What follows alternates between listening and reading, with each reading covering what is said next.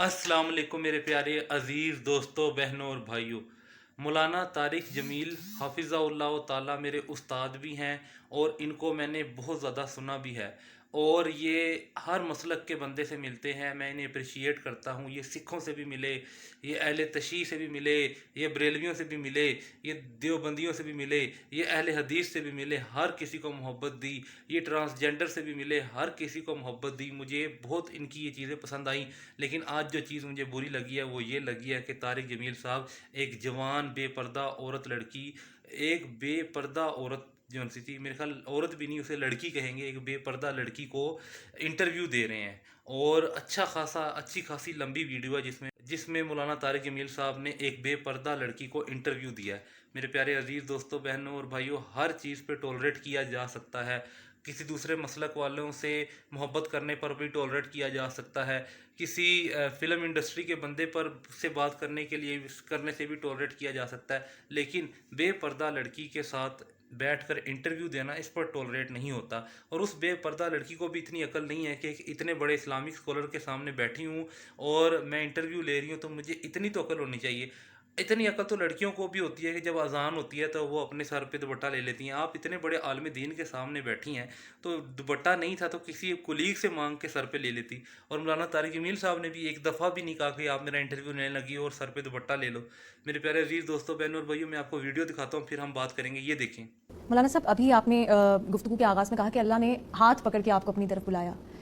ये एक बहुत बड़ा जुमला है कि खुद अल्लाह चाहे कि मेरा ये बंदा मेरी तरफ आए। कुछ लोग दुआएं मांगते हैं कि अल्लाह हमें हिदायत देते, यकीनन उनको भी अल्लाह अपनी तरफ बुलाता है, लेकिन कुछ को चुन लेता है। तो ये किस तरह आपको फील हो, किस वक्त फील हो? कुछ लोग बेचैनी में होते हैं, समझ आ रही होती है कि कुछ गलत कर रहे हैं, कुछ गलत चल रहा है। नहीं, ऐसे कैसे? एक तो देखें, मेरा जो बैकग्राउंड है वो है एक पंजाब का बड़ा ज़मींदार घराना। वो लाइफ इंतहाई गफलत की, आँख की गफलत के माहौल में। फिर स्कूलिंग हुई तो मुझे गाने का शौक़ लग गया, तो मैं प्राइमरी स्कूल से मैंने सिंगिंग शुरू की। फिर लाहौर का बेहतरीन स्कूल था सेंट्रल मॉडल स्कूल उस वक्त 60s में, वहाँ भी मैं सिंगर रहा। फिर गवर्नमेंट कॉलेज गया तो वहाँ भी मुझे गाने का शौक़ था, मेरे पास बैंजो होती थी, मैं वो प्ले करता था। तो इस तरफ तो कभी मेरा ख्याल भी नहीं था। और मेरे वालिद मुझे डॉक्टर बनाना चाहते थे और अल्लाह ने मुझे जहन भी अच्छा दिया था, लेकिन मैं पढ़ता नहीं था। मैं अपना सारा ज़ोर सिंगिंग पे लगा रहा था। और उस वक्त रज़ा शाह पहलवी मरहूम की हुकूमत थी ईरान में, तो शिराज़ में एक यूनिवर्सिटी थी जिसमें बहुत बड़े लेवल पर म्यूज़िक सिखाया जाता था। तो मैंने वहाँ अपनी लेटर भेजा कि मैं आपके यहाँ एडमिशन चाहता हूँ, और मेरा ख्याल था कि मैं छुप के भाग जाऊँगा वालिदैन से।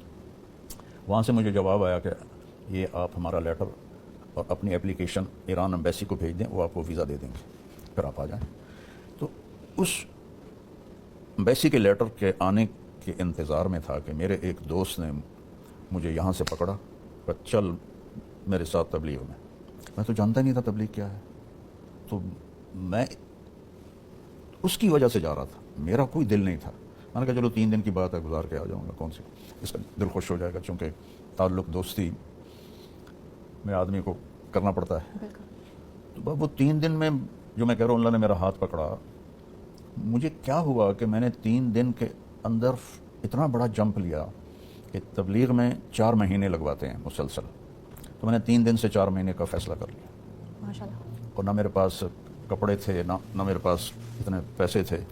और फिर मुझे बीच में शैतान ने उखाड़ा। रंगीला मरहूम बड़ा फेवरेट कॉमेडियन था, तो उसकी मूवी आ रही थी 2 रंगीले। पहले उसने फिल्म बनाई थी रंगीला, बड़ी हिट हुई थी, तो दिया और तूफ़ान। तो फिर उसने बनाई 2 रंगीले। तो वो मेरा बहुत शौक़ था कि मैं देखूं। तो मैंने अमीर से कहा कि मेरे पास पैसे भी नहीं, कपड़े भी नहीं, मैं ज़रा जाके ना पैसे ले आऊँ, कपड़े ले आऊँ, तो फिर मैं आ जाऊँगा। और दिल में था कि मैंने वो मूवी देखनी है। तो मैं आपको बता रहा हूँ कि कैसे पकड़ा। तो उसने कहा पैसे आप मुझसे ले लें और कपड़े भी आपका और मेरा एक ही नज़र आता है, जो तो आप मुझसे कपड़े भी ले लें। तो मुझे उसने लाजवाब कर दिया। 4 महीने के आखिर में था, तो मुझे एक लड़का मिला, मेरी 18 साल उम्र थी, उसकी 20 सालों की। उसने कहा तुम क्या करते हो? मैंने कहा मैं मेडिकल डॉक्टर बनना चाहता हूँ। हम रायमंड में इकट्ठे थे जी। वो मुझसे कहने लगा कि तुम्हारे वालिद क्या करते हैं? मैंने कहा ज़मींदार हैं। तो कहने लगा फिर तुम आलिम बन जाओ। मैंने कहा यार बड़ा औखा काम है वो, اور اس زمانے میں بیٹا مولوی ایک گالی تھی، گالی 60s میں گالی. اور ہمارے جو ہم لوکل قدیم لوگ ہیں وہاں کے، ہمارے گاؤں کا جو مولوی تھا وہ نوکر ہوتا تھا، نوکر کے اسٹیٹس پر وہ ہوتا تھا. اور اس وقت ہمارے ڈاکٹر جو تھے وہ کاروباری نہیں بنے تھے، وہ ڈاکٹر ہوتے تھے، ان کا امیج بہت بڑا تھا. تو وہ مجھ سے کہنے لگا یار بات سنو، ڈاکٹر بننے کا مطلب یہ ہے کہ اللہ نے پہلے بھی تمہیں پیسے دیے ہوئے ہیں، کچھ پیسے اور آ جائیں گے، اس سے زیادہ کیا کرو گے؟ عالم بنو گے تمہاری آخرت بن جائے گی. تو اس کی یہ بات مجھے ایسے لگی، چونکہ جب بھی کبھی میرے والدین یا چاچے مجھے کہتے بھائی تو ڈاکٹر بننا ہے، بڑے پیسے، بڑی عزت، یہ دو لفظ کے سوا میں نے تیسرا کبھی نہیں سنا کہ تو لوگوں کی خدمت کرے گا، دعائیں لے گا، نتھنگ. بڑے پیسے، بڑی عزت. تو اللہ نے میرے دل میں ڈالا کہ وہ تو پہلے ہی ہے، خاندانی عزت ہے، اللہ کا فضل ہے، اور اللہ نے فراوانی بھی دی ہے. یہ ایک چھوٹا سا پوائنٹ تھا جس سے میں نے 4 مہینے کے بعد گھر آیا تو میں نے کہا کہ میں نے تو عالم مولوی بننا ہے. ڈاکٹر، مولوی، یہ ایسے زمین آسمان کا فرق تھا. بالکل. میری 18 سال عمر، آگے میرے چاچے تائے ذمہ دار، متکبرانہ مزاج، اور کیسے بتاؤں کہ وہ کیا تھے. اور میں ایک 18 سال کا لڑکا ان کے سامنے کھڑا ہو گیا کہ نہیں میں نے تو مولوی بننا.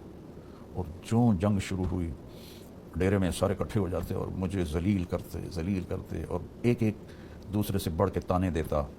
میرے والد رحمۃ اللہ علیہ رائمنڈ والوں کو بڑی بڑی گالیاں نکالتے، نہ میرا پتر وجہ چھڑیا ہے، میرا پتر وجہ چھڑیا. تو دیکھا میرے پیارے عزیز دوستوں، بہنوں اور بھائیوں، مولانا طارق جمیل صاحب نے اپنا سارا انٹرویو بتایا، اپنی لائف سٹوری بتائی ہے، سب کچھ بتایا. بہت اچھا ہے، بہت انسپائرڈ کرنے والی ویڈیو ہے. لیکن یہاں پر اعتراض یہی بنتا ہے کہ اس لڑکی پر اعتراض ہے کہ اس نے پردہ کیوں نہیں کیا، دوپٹہ کیوں نہیں لیا ایٹ لیسٹ. اور مولانا طارق جمیل صاحب پر اعتراض بنتا ہے کہ انٹرویو دینے سے پہلے مولانا طارق جمیل صاحب نے یہ کیوں نہیں سوچا کہ میں ایک پبلک فگر ہوں اور میں ایک جوان لڑکی کو انٹرویو دے رہا ہوں جو کہ بے پردہ بیٹھی ہے. میرے پیارے عزیز دوستوں، بہنوں اور بھائیوں، مقصد ہرگز مولانا طارق جمیل صاحب کو نیچا دکھانا نہیں ہے. پیغام بس اتنا دینا ہے ان لڑکیوں کو جو علماء کرام سے انٹرویو لیتی ہیں، کم سے کم سر پہ دوپٹہ تو لینا. جب آپ پروپر نقاب نہیں کر رہی، پروپر پردہ نہیں کر رہی، تو کم سے کم سر پہ دوپٹہ تو لینا. اور بڑے بڑے علماء جو ان سے میری ریکویسٹ ہے کہ جب بھی آپ انٹرویو دیں تو کسی میل کو دیں، فیمیل کو نہ دیں. اور اگر فیمیل کو دینا ہی ہے تو اسے کہیں کہ پروپر پردے میں آئے.